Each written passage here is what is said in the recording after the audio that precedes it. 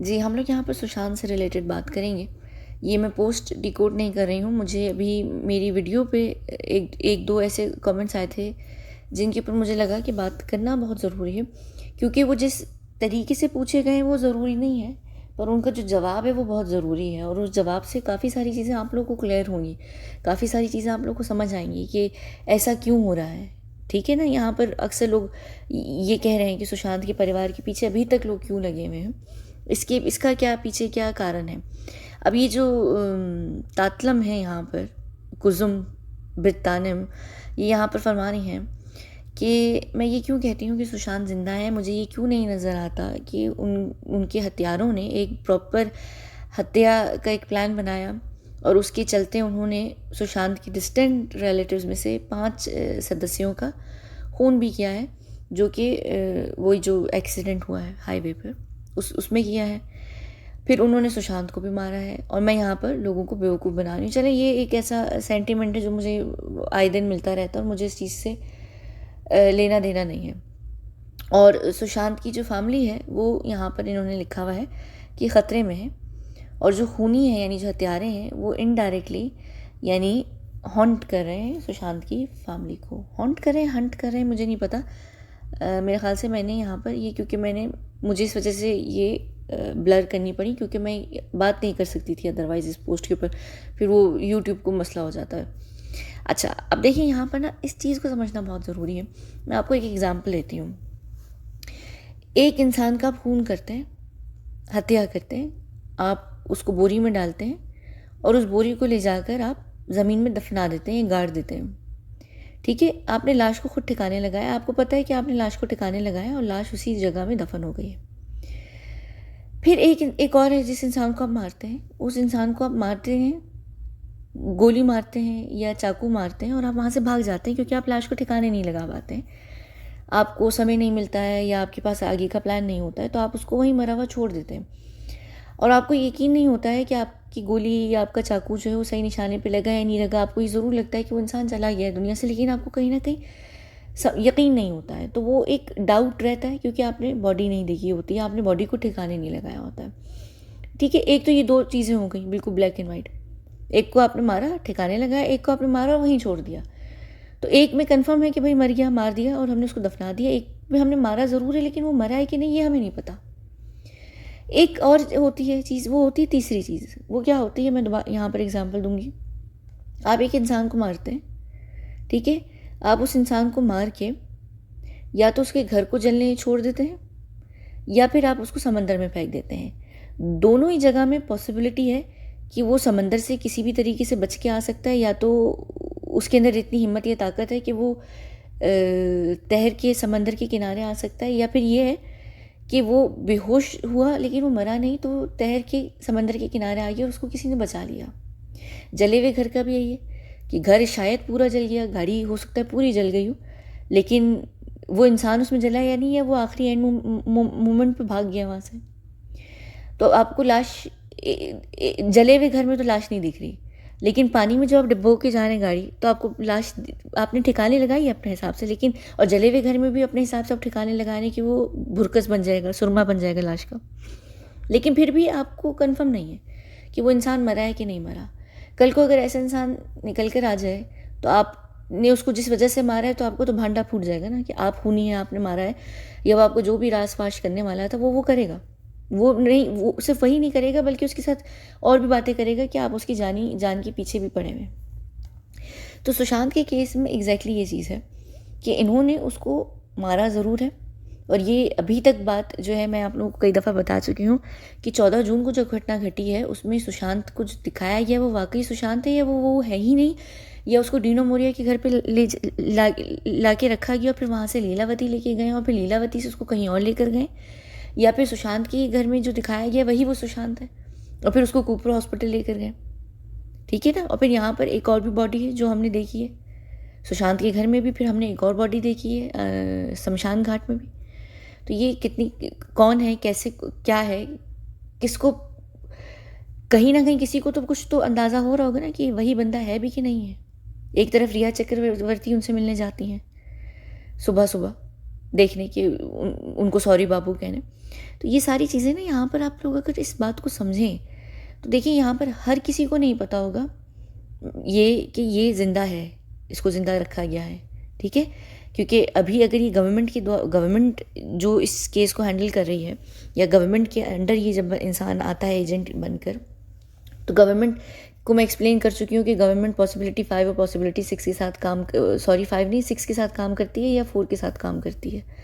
4 और 6 में वो अपनी जिम्मेदारी लेते हैं और उनको पता होता है, लेकिन उनको पॉसिबिलिटी 5 में भी पता चल जाता है और उनको पॉसिबिलिटी 7 में भी पता चलता है, क्योंकि पॉसिबिलिटी 7 में वैसे ही ऑफिशियल हैंड ओवर होता है जिसके लिए हम लोग यहाँ आए हुए। जब ऑफिशियल हैंड ओवर होता है तो ऑफिशियल हैंड ओवर तो बिना गवर्नमेंट को मिलाए आप कर ही नहीं सकते हैं। तो उसमें से गवर्नमेंट के 3 या 4 लोग होते हैं जिनके साथ बैठकर आप ऑफिशियल हैंड ओवर करते हैं, एक मरे हुए इंसान को इधर लेकर आते हैं जो जिंदा होता है, लेकिन उसको ऑफिशियली उसका हैंड ओवर करते हैं।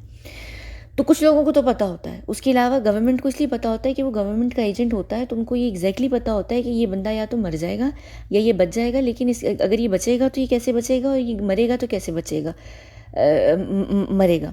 अगर ये बच रहा है तो हम इसको बचा रहे हैं या इसको हथियारे लेकर अपने लेवरेज के लिए लेकर जा रहे हैं, ठीक है। ये बात जो है ना, ये क्या कहते हैं, पूरी मीडिया में नहीं फैली हुई होती, पूरी मीडिया में जंगल में आग की तरह नहीं फैली होती, हर किसी को पता नहीं होता है कि इस इंसान का फेथ क्या है। इवन जो पूरा एक नेक्सस है या पूरा जिसमें कबाल भी है, यहाँ पर सुशांत के केस में करण जौहर से लेकर एकता कपूर से लेकर सलमान खान से लेकर पॉलिटिशियन से लेकर ठाकरे फैमिली परिवार से लेकर हर कोई मिला हुआ है इंडिया के अंदर। अब क्या उन सबको पता होगा कि ये बच गया है या नहीं पता होगा? बिल्कुल नहीं पता होगा। सबको इसलिए नहीं पता हो सकता क्योंकि ये चीज़ें जो होती हैं ये सेंसिटिव चीज़ें होती हैं, ये कॉन्फिडेंशियल मैटर्स होते हैं।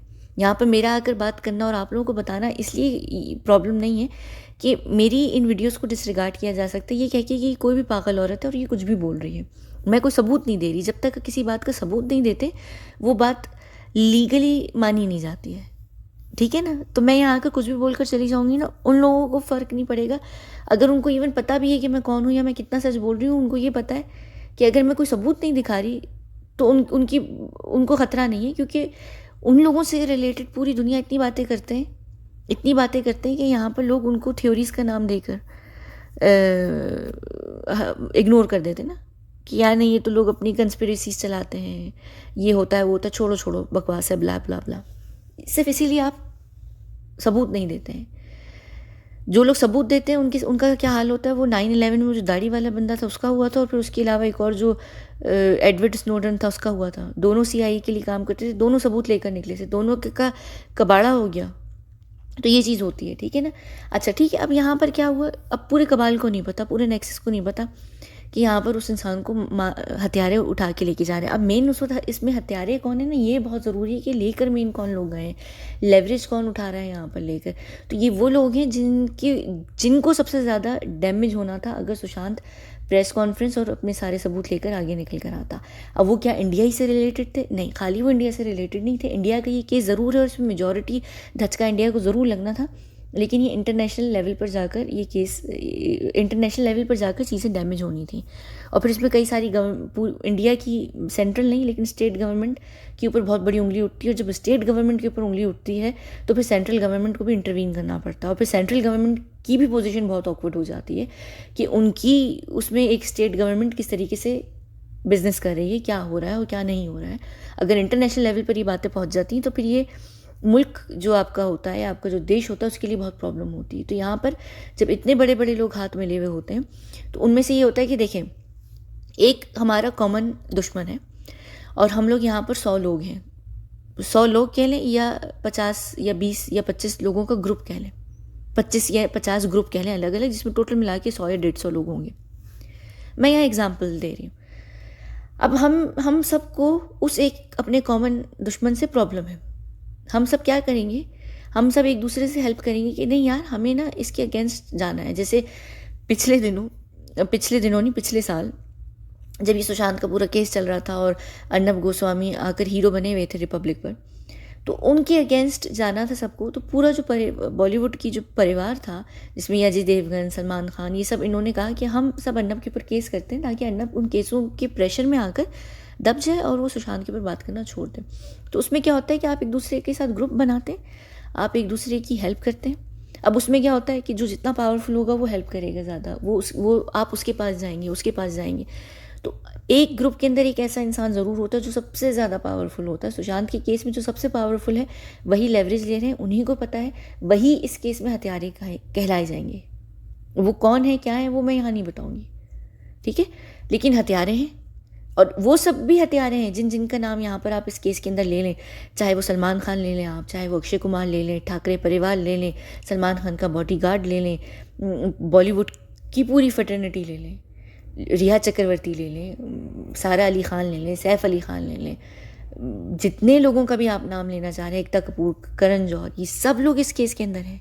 इसमें से कोई भी इस केस में से निकला हुआ नहीं है, ये सब लोग इस केस के अंदर हैं, क्योंकि सब लोग इस केस में फंस रहे थे। यानी सुशांत की वजह से फंसना था सबने, हर किसी का यहाँ पर बिजनेस था, विद्या बालन हो गई, सब है इस केस के अंदर, हर किसी ने यहाँ पर फंसना है। तो उसमें फिर क्या होता है कि आप सबसे जो पावरफुल इंसान होता है उसके पास जाकर आप अपनी अर्जी लेकर जाते हो और कहते हैं कि यार ये हमारा प्रॉब्लम है, उसको तुम हैंडल करो। वो कहते हैं कि तुम फिक्र ही ना करो, हम हैंडल करेंगे। फिर वो हैंडल अपने तरीके से करते हैं। फिर वो ये देखते हैं कि वो बंदा हमारे लिए कितना पावरफुल है, और जो लेवरेज लेते हैं वो ऐसे नॉर्मल लोग नहीं होते हैं, वो ऐसे लोग होते हैं जो बड़ी बड़ी चीज़ों में डील करते हैं, जिनको ऐसे शातिर दिमाग, ऐसे यानी शातिर दिमाग से मुराद सुशांत जैसा दिमाग चाहिए होता है किसी चीज़ को बनाने के लिए, किसी बड़ी दुनियावी कोई वेपन बनाने के लिए, कोई ऐसी चीज़, कोई कुछ ऐसा बनाने के लिए। यहाँ पर मैं वेपन इसलिए कह रही हूँ कि आप लोग समझ पाएंगे, लेकिन खाली वेपन नहीं, कोई ऐसी बड़ा नुकसान करने के लिए उनको ऐसा दिमाग चाहिए होता है जो इतना ज़हीन तरीन दिमाग होता है। जो मल्टी डायमेंशनल प्रोडिजीज होते हैं ये बहुत रेयर लोग होते हैं, ऐसे लोग बहुत कुछ करते हैं। तो ये फिर उनको उठा कर ले जाते हैं, वो कहते हैं कि हमारे लिए तो ये बहुत ही पावरफुल बंदा है। तो वो भी ऐसे बंदे को हैंडल नहीं करते एवं जाके कि कल को कोई उनको कह दे कि भाई तुम सलमान को हैंडल कर लो, वो कहेंगे नहीं, हम सलमान के लेवल को हैंडल ही नहीं करते, हमारे से नीचे वाले लोग सलमान को हैंडल करेंगे। मैं यहाँ सलमान खान की बात कर रही हूँ। वो कहेंगे हमारा इतना उसमें फ़ायदा नहीं है, हमने सलमान की बॉडी को चाटना नहीं है आगे ले जाके, हमारा वो किसी भी काम का नहीं है। तो उसको या तो मार दो या ख़त्म करो, और अगर उसको तुमने रखना भी किसी भी चीज़ के लिए तो रखो, लेकिन वो हमारे काम का नहीं, हमारे से नीचे के लोग हैंडल करेंगे।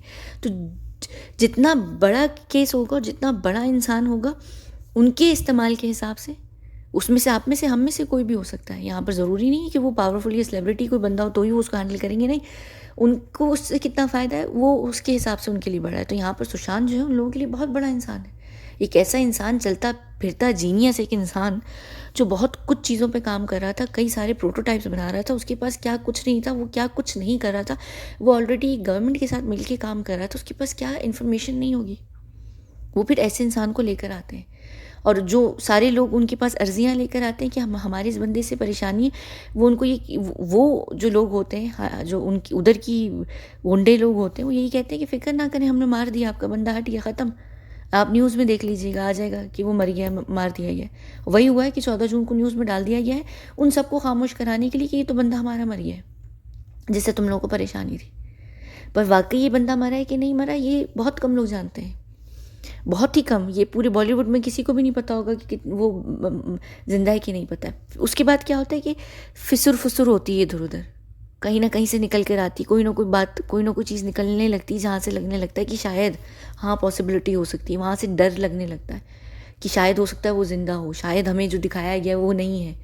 वो भी बहुत कम इमेच्योर केसेस में होता है, ऐसे केस में नहीं होगा, बॉलीवुड को उस तरीके से अंदाज़ा नहीं होगा।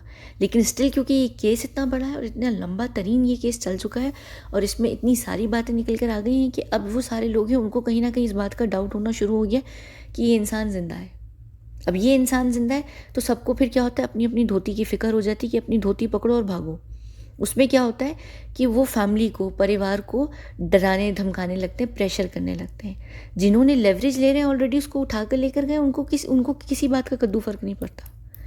लेकिन किनको फ़र्क पड़ेगा, ये छोटे छोटे लोग। ये कहेंगे कि बड़े लोगों ने तो अपने आप को सेव कर लिया, हम अगर वो वापस आ गया हम तो पिस जाएंगे, हम तो पीटे जाएंगे, हम तो मारे जाएंगे, हम तो ये हो जाएगा हमारा, तो वो हो जाएगा। फिर ये वो लोग होते हैं जो आके फैमिली को डराने लगते हैं। और ना सिर्फ ये, क्योंकि उनको लगता है कि वो शायद इंसान कहीं ना कहीं है, या वो वाकई ऐसा इंसान है जिसके पास वाकई कुछ ज़्यादा इन्फॉर्मेशन थी, तो वो इन्फॉर्मेशन, स्पेशली अगर वो गवर्नमेंट के साथ काम कर चुका है और अगर उसका जो टाइटल है वो एजेंट का रह चुका है, तो फिर उसने तो इन्फॉर्मेशन इधर उधर छोड़ी हुई होगी। कौन से लोग इन्फॉर्मेशन इकट्ठी कर रहे हैं, क्या इन्फॉर्मेशन उसने आखिर में छोड़ी हुई थी, कितनी इन्फॉर्मेशन हम डिस्ट्रॉय कर चुके हैं, लेकिन कहाँ पर कहीं ना कहीं वो इन्फॉर्मेशन कहीं, जैसे आपने फिल्म में भी देखा होगा, हीरो कहता है कि विलन को कि तुम मुझे मार दो, अगर तुम मुझे मार भी दोगे तो ये जो मेरे हाथ में सीडी है, ये पेन ड्राइव है, ये फिर भी तुम इसको डिस्ट्रॉय कर दो, लेकिन ये मैं आगे फॉरवर्ड कर चुका हूँ या तो किसी न्यूज़पेपर को, या मेरे कोई लोग हैं जिनको मैंने इनकी कॉपीज़ दे दी हैं, मेरे मरने के बाद भी ये चालू हो जाएंगे टीवी पे या कहीं पे भी। तो इनको इस तरह से ये डर होता है। जब आपको इस तरीके से डर होता है ना कि एक तो आपने खुद बॉडी नहीं देखी हुई, और जो बॉडी भी देखी है वो वेरिएशंस में है। यहाँ पर अगर आप खुद भी देखने की कोशिश करें और समझने की कोशिश करें, आपको समझ आएगा। उसके बावजूद भी अगर आप चले यहाँ पर मान भी लें ना कि वो इंसान मर गया 14 जून को, और उसकी बॉडी ठंडी हो गई, उसके बाद उसकी बॉडी फूल गई, और फिर उसके बाद शमशान घाट में आई, बहुत सारी चीज़ों में डिफरेंसेस हैं। आप में से यहाँ बहुत सारे समझदार लोग होंगे जो इस चीज़ को समझते भी होंगे, देख के समझ भी आएगा आपको, बहुत कुछ है, ठीक है। और फिर ये ऑलरेडी एक बॉलीवुड का केस है जहाँ पर डुप्लीकेट्स लाना कौन सी बड़ी बात है, जहाँ पर कुछ भी करना कौन सी बड़ी बात है। तो ये सारी चीज़ें होती हैं। तो जब ये चीज़ें होने लगती हैं ना, फिर हर कोई अपनी धोती बचाने के लिए सारे काम करता है। एक और यहाँ पर मैं एग्जांपल देती हूँ आप लोगों को, बड़ी अच्छी एग्जांपल है। देखिए, दिशा के परिवार में दिशा को मारा, दिशा की इतनी रिसोर्सफुल नहीं थी, उसके पास इन्फॉर्मेशन थी भी तो वो सिर्फ उसकी हद तक होगी, या उसने 2-4 लोगों को बताया होगा। और ऐसे दिशा जैसी जो नाजुक सी लड़कियाँ होती हैं, या लड़कियाँ वैसी बड़ी कमज़ोर दिल की होती हैं, तो वो सबको चिल्ला चिल्ला के नहीं बताएंगी कि हमें ये बातें पता चल रही हैं। वो उनके ग्रुप में 3-4 लोग होंगे जिनको पता होगा, या उनके शायद परिवार में पता होगा। कभी कभी परिवार को भी नहीं पता होता, क्योंकि उनको ये डर होता है कि हमारे माता पिता को कोई मसला ना हो। उसमें उस चीज़ को हैंडल करना उनको आसान होता है। उनको पता होता है कि वो इंसान दिमागी तौर पर इतना टैलेंटेड या इंटेलिजेंट नहीं था कि वो अपने जो उसकी फाइंडिंग्स हैं या जो उसके पास इंफॉर्मेशन है वो जगह जगह छोड़ कर गया होगा कि अगर मैं चला भी जाऊँ, खुदा ना खास्ता, तो ये होगा। ये ऐसा काम कौन करते हैं नॉर्मली? ऐसा काम एक नॉर्मल इंसान कभी भी नहीं करता ये काम। और ये एक बाकायदा तौर पर कैरेक्टरिस्टिक होता है एजेंट्स का, जो अपनी सारी जमा की हुई इन्फॉर्मेशन ऐसी ऐसी जगहों पर छोड़ कर जाते हैं कि उनके पीछे आने वाले लोग जो हिंट्स या क्लूज़ या चीज़ों को डिकोड करते हुए आ रहे हैं वो उन चीज़ों तक पहुँच जाए, क्योंकि वो उनकी पूरी ज़िंदगी की जमा पूंजी होती है जो उन्होंने अपनी जान जोखे पे खेल कर जमा की होती है, जिसमें कई सारे राज और चीज़ें होती हैं। तो ये सारी इंस्टाग्राम्स को डिकोड करना, चीज़ों को देखना, हिंट्स को पकड़ना, ये करना वो करना, ये सारी चीज़ें इसीलिए इतनी इंपॉर्टेंट होती हैं कि आप चीज़ों को देख रहे होते हैं। और फिर अगर आपको पता चल जाए कि कहाँ कहाँ पर पार्सल्स रह चुके हैं, कहाँ कहाँ पर इन्फॉर्मेशन अभी भी बाकी है, आप वहाँ से जाकर उन चीज़ों को रिट्राइव करते हैं, निकाल कर लेकर आते हैं, ताकि वो आपके पास सेफ रह सकें। इससे पहले कि उनमें से उनका कोई हैकर या उनका कोई शातिर बंदा या उनके कोई अपने स्पाई या एजेंट्स निकल कर भागें, तो आप उसको चीज़ों को सेव करते हैं पहले, ठीक है। और फिर वो आप सेव कर कर यहाँ पर लेकर आते हैं या आपके आर्काइव में आती हैं, फिर आप उनको यूज़ करते हैं जब उनकी ज़रूरत होती है। वो गवर्नमेंट यूज़ करती है, जो एक गवर्नमेंट है। ये बहुत कॉम्प्लिकेटेड चीज़ें होती हैं, ये इतनी ज़्यादा कॉम्प्लिकेटेड चीज़ें होती हैं कि आप लोग सोच भी नहीं सकते कि ये कितनी कॉम्प्लिकेटेड होती हैं। समझ आ रही है आपको इस बात की? यहाँ पर बहुत कुछ है। तो यहाँ पर ये फैमिली को, और अगर ये मर चुका होता ना तो इनको बिल्कुल भी डर नहीं होता। ये कहते कि ठीक है यार, मर गया, और इससे रिलेटेड जो इन्फॉर्मेशन थी वो हमने जहाँ जहाँ तक हमें पता थी, जहाँ जहाँ उसे छोड़ी होगी वो हम डिस्ट्रॉय कर चुके हैं, ठीक है। लेकिन अगर उनको ये बात पता है कि वो नहीं मरा है, और उनको क्योंकि इस बात का अंदाज़ा कहीं ना कहीं से होना शुरू हो जाता है, ख़ासतौर पर इस केस के अंदर जो 1.5 साल से खामोश नहीं हो रहा है, कई सारी इन्फॉर्मेशन से इधर उधर से बातें निकल कर आ ही जाती हैं, थोड़ी बहुत निकल कर आ जाती हैं। जाहिर सी बात है कि ऑफिशियली कन्फर्मेशन नहीं मिलती है, अंदर से भी कोई कन्फर्मेशन नहीं मिलती है, लेकिन इनडायरेक्टली कई सारी चीज़ों में बात पता चलने लग जाती है कि हाँ 14 जून की घटना नहीं थी, वो बहुत सारी चीज़ों में पता चलने लगती है। तो ऐसे में फिर ये होता है कि अगर वो इंसान ज़िंदा है और उसको कहीं रखा गया है, तो जब उसको छोड़ा जाएगा तो वो कहाँ कहाँ पर आकर इन्फॉर्मेशन निकालेगा, या कहाँ कहाँ से हमें डैमेज पहुँचा सकेगा, या क्या क्या हो सकता है, ये कई सारी चीज़ें होती हैं। तो ये जब हम ऑफिशियल हैंड ओवर के लिए भी आते हैं ना, अब जैसे अब हम ऑफिशियल हैंड ओवर के लिए आए तो उसमें उस इंसान से रिलेटेड जितनी उसका देश है, उसका जो पासपोर्ट्स हैं, वो सब चीज़ें ख़त्म हो जाती हैं। तो गवर्नमेंट भी अब उसको ऊपर प्रेशर नहीं डाल सकती कि हमारे लोगों के ऊपर बात नहीं करना। अब वो इंसान यहाँ पर आकर इस हिसाब से आज़ाद हो सकता है कि वो उसी देश, जिस देश का उसके पास पहले पासपोर्ट है, वो उस देश के भी जाकर छींतड़े उड़ा सकता है, अगर उसको उड़ाने हैं तो वो गवर्नमेंट उसको जो आपके देश की गवर्नमेंट है वो उसको हैंडल नहीं करेगी। आपको जो डायरेक्ट क्या कहते हैं ऑर्डर मिलेगा वो इधर से मिलेगा। तो आप अपने ही देश के खिलाफ भी जाकर काम कर सकते हैं। यहाँ पर इसका ये मतलब नहीं है कि आप आतंकवादी बन के जा रहे हैं, ऐसा नहीं होता। हाँ, ऐसा ज़रूर होता भी है, लेकिन वो डिफरेंट तरीके से होता है। वो जब आप एजेंडा पे काम कर रहे होते हैं, ये जो सारी चीज़ें होती हैं ये इधर से ही होके जाती हैं, हम इधर ही से एजेंडाज बनकर जाते हैं, यहीं से लोग ट्रेन भी होकर जाते हैं। ओवरऑल आतंकवादी नहीं, लेकिन किस तरीके से उनको कैसे करना है, क्या करना है, ये बाद में जब मैं खोलूँगी ना ये सारा सामान तो आप लोगों को मैं बताऊँगी कि किस तरीके से ये बनते हैं, कि किन किन देशों को टारगेट करना है, किन किन लोगों को टारगेट करना है, कैसे मारना है, क्या करना है, कहाँ पर कब आतंक फैलाना है, कहाँ पर कब क्या करना है। ये सारी चीज़ें यहाँ से निकल कर जाती हैं, यहाँ से प्लान बन के जाता है, ब्लूप्रिंट्स यहाँ से जाते हैं। क्योंकि ये वाली जगह जो है वो आपकी दुनिया को, पूरी दुनिया को कंट्रोल करती है। ये बहुत कॉम्प्लिकेटेड चीज़ें हैं, इसलिए यहाँ पर आप लोगों को समझ नहीं आता है कि वो इंसान ज़िंदा है। और उस इंसान, आप लोगों को इसलिए भी नहीं समझ आता, आप लोग कहते हैं कि उसको ज़िंदा क्यों रखेंगे, दिशा को मार दिया, बाकी सबको मार दिया, सुशांत को क्यों ज़िंदा रखा है। आप ये देखिए कि सुशांत एक ऐसा दिमाग है, एक ऐसा इंसान है, उसको ज़िंदा रख कर वो इतना कुछ कर सकते हैं। क्या आपकी सोच है? कभी कभी हम लोग यहाँ पर जहाँ पर होते हैं चीज़ें फंसी हुई होती हैं, हम ऐसे एक फ्रेश दिमाग को ढूंढ रहे होते हैं, एक ऐसे इंसान को ढूंढ रहे होते हैं जिसको यूज़ करके हम उस प्रॉब्लम को सॉल्व कर सकें। एक फ्रेश इंसान जो आता है ना, जो एक्सपेरिमेंट्स की हत्ते नहीं शुरू में चढ़ता है, तो उसका एक अलग दिमाग होता है। हमारे यहाँ पर बच्चे के दिमाग के तरीके से उसको कहते हैं कि वो न्यू बॉर्न है हमारे पास, चाहे वो आपकी दुनिया से किसी भी एज में निकल कर आए, लेकिन अगर यहाँ हमारी तरफ आता है हम कहते हैं उसका न्यू बॉर्न दिमाग है, यानी बिल्कुल फ्रेश सा दिमाग है। फिर वो एक्सपेरिमेंट्स कर करके हमारे पास दिमाग ओल्ड होने लग जाता है, लेकिन वो ओल्ड के साथ क्या कहते हैं एक्सपीरियंस्ड होने लग जाता है, तो वो ज़्यादा ख़तरनाक हो जाता है, क्योंकि उसमें डिफरेंट तरह से एक्सपेरिमेंट्स हुए होते हैं, तो वो एक अलग लेवल पर जा रहा होता है, वो एक अलग चीज़ हो जाती है, वो बहुत ख़तरनाक होती है। तो हमें कभी कभी, जैसे नहीं कहते कोई बिज़नेस फ्लॉप हो रहा होता है, तो पूरी कंपनी की जो मैनेजमेंट होती है वो बड़े लोगों की होती है, उम्रदार लोगों की होती है, तो वो लोग सब कहते हैं कि नहीं यार, फ्रेश टैलेंट को लेकर आओ। वो मार्केट को समझते हैं, वो मार्केट की सेंटिमेंट्स को समझते हैं, वो ज़्यादा अच्छे तरीके से डिज़ाइन कर सकेंगे या प्रोडक्ट को समझ सकेंगे। ये होती हैं सारी चीज़ें। तो यहाँ पर बहुत कुछ होता है। ये सुशांत के परिवार को इसीलिए डराया धमकाया जा रहा है क्योंकि ये केस ना बंद हो रहा है, ना ये केस बंद होगा, और यहाँ पर ये बातें निकल कर आ ही चुकी हैं ऑलमोस्ट, कि कहीं ना कोई पॉसिबिलिटी ज़रूर है। जो इनको नहीं भी पता उनको ये इस बात का कहीं ना कहीं अब ये खदशा होना शुरू हो गया, लेकिन स्टिल वो आप लोगों की तरह बहुत ज़्यादा उसमें है कि नहीं ऐसा हो नहीं सकता है वो ज़िंदा, वो जो कि अच्छी भी बात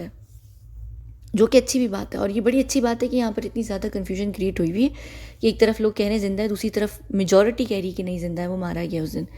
तो उससे क्या होता है कि वो जो लोग हैं ना, वो सारी उम्र उनके पेट में दर्द रहेगा, उनको हर किसी में सुशांत दिखेगा, हर किसी में कहीं कोई चीज़ आएगी, उनको ये लगेगा कि कहीं सुशांत तो इस केस को नहीं अब आगे लेके जाके लीड कर रहा है, वहाँ से लेकर आ रहा है, या कुछ ऐसा हो रहा है। ये तो नहीं कि हम कहीं से फंस रहे हैं, क्योंकि इस दुनिया में हम चाहे ना किसी को भी फंसा सकते हैं, किसी के ऊपर भी हम जाके, हम अंबानी को भी पकड़ सकते हैं, हम टाटा को भी मैं एक एग्जाम्पल दे रही हूँ, मैं ये नहीं कह रही कि हम उनको पकड़ेंगे क्योंकि वो ऑलरेडी इस तरफ का हिस्सा है, लेकिन मैं एग्जाम्पल दे रही हूँ कि अगर हम चाहें तो हम वहाँ पर किसी की भी बजा सकते हैं। ये होता है इस तरीके से, यानी हमसे मुराद हम बेचारे नौकर होते हैं, लेकिन जो यहाँ पर लोग होते हैं असल में जो बड़े लोग होते हैं। तो ये जो सारी चीज़ें हैं ना, अगर आप लोग समझना शुरू करें ये समझ आएंगी। और मैं ये समझती हूँ बहुत अच्छे तरीके से कि ये बातें इतनी गहरी हैं और इतनी अंदर की तरफ की हैं और इतनी ज़्यादा हैं और इतनी लेंदी भी हैं कि मैं ये जो मोटा मोटा आप लोगों को ऊपर स्पोर्ट से समझा रही होती हूँ उसमें आप लोग कन्फ्यूज़ होते हैं।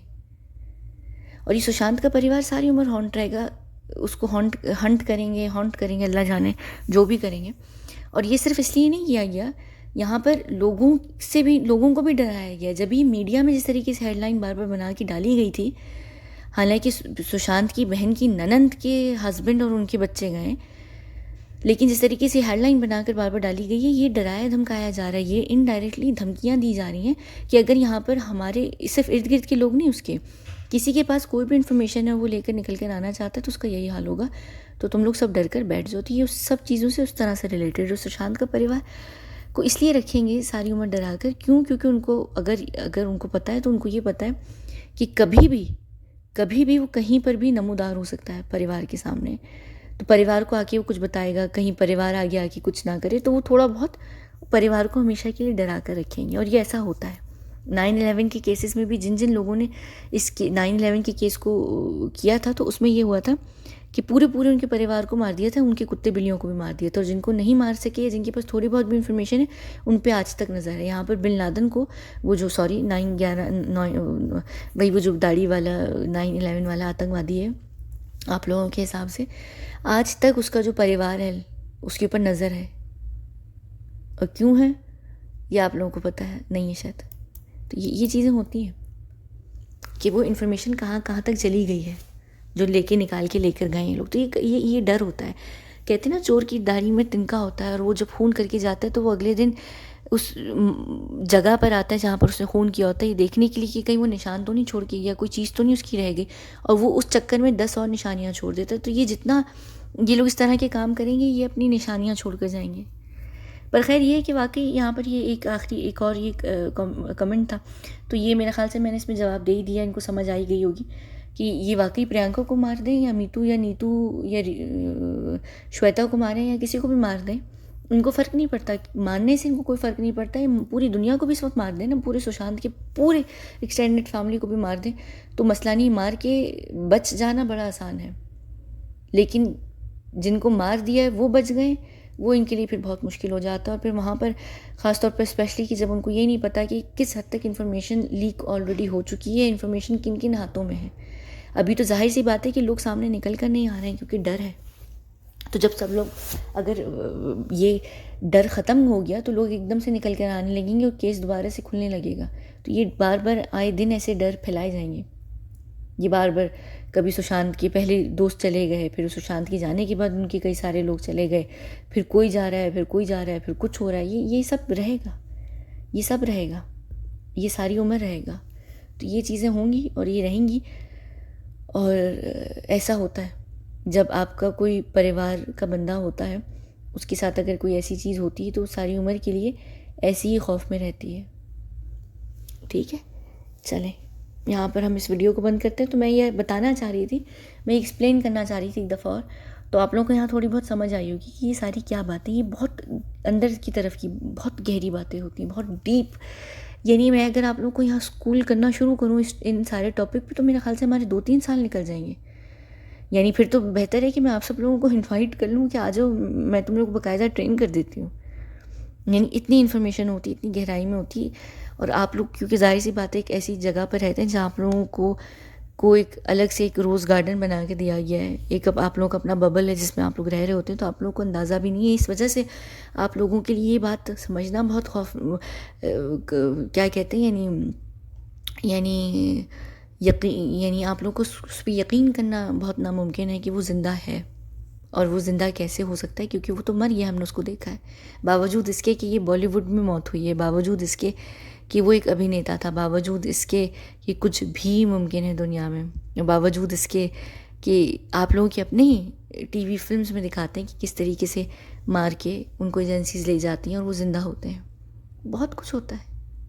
और बावजूद इसके कि आप लोगों की अपनी जो फोर्सेस होती हैं, उसमें आप लोगों के अपने ही जो बेचारे फ़ौजी लोग होते हैं, वो इधर उधर जब चले जाते हैं, तो उनकी जो आपकी अपनी देश की आर्मी होती है, वो कह देती है कि नहीं, मारा गया है, हमारा शहीद हो गया बंदा। लेकिन आपको लग रहा होता है कि मारा गया, लेकिन वो असल में कैद होता है किसी भी दुश्मन देश में। पता नहीं क्यों मुझे समझ नहीं आता आप लोगों को ये बात इतनी अनहोनी अद्भुत सी क्यों लगती है कि यानी ये मुमकिन नहीं है। खैर, क्या कह सकते हैं, ठीक है ना। चलें यहाँ पर हम इस वीडियो को बंद करते हैं। और मेरी पूरी कोशिश है कि इसकी फ़ौरन बाद, यानी अभी नहीं, सो के उठूँगी मैं, फिर मैं कुछ काम करने जाऊँगी क्योंकि मैंने बताया है कि मैं यहाँ इन्फॉर्मेशन पर हूँ। तो उसके बाद मैं आऊँगी और फिर मैं वो जो मैंने पोस्ट की हुई है सुशांत की करंट सिचुएशन पे, उसके ऊपर हम बात करेंगे। ठीक है ना। मैं नॉर्मली इस तरह से कमेंट्स वगैरह का जवाब नहीं देती, पर आज मेरा थोड़ा मूड था तो मैंने कहा मैं दे दूँ। लेकिन मैं ये जब सुशांत का पूरा टॉपिक ख़त्म कर दूँगी ना, तो मैं ख़ुद जो है फ्लोर ओपन करूँगी। आप लोग जो सवाल पूछने होंगे, जो भी कन्फ्यूजन होगी, मैं कोशिश करूँगी कि दोबारा उन सब के जवाबात दे सकूँ। ठीक है ना? चलें अब मिलते हैं अगली वीडियो में। बहुत बहुत शुक्रिया।